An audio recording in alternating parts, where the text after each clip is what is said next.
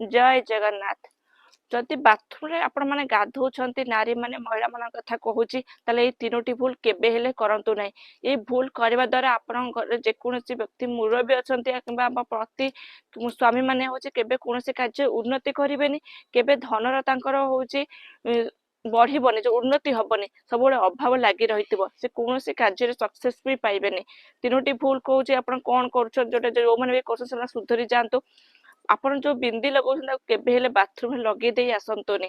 आ second रे होची आपण मुंडो धोउछती चुट्टीटा पडुची जो बाथरूम रे पडुची छेड़ी पडुची आपण से बाथरूम को चुट्टीटा गोटे करी गोटे पात्र रखनु गोटे अलगा जगह रखनु के पकई देके आसंतोन जहा तरे के तापर जे बाथरूम को जाउचे से चुट्टी माडिबो आपण करे अनिष्ट हेतबो आ आपण घर रे होची बहुत होची अशांति लागि रहिबो।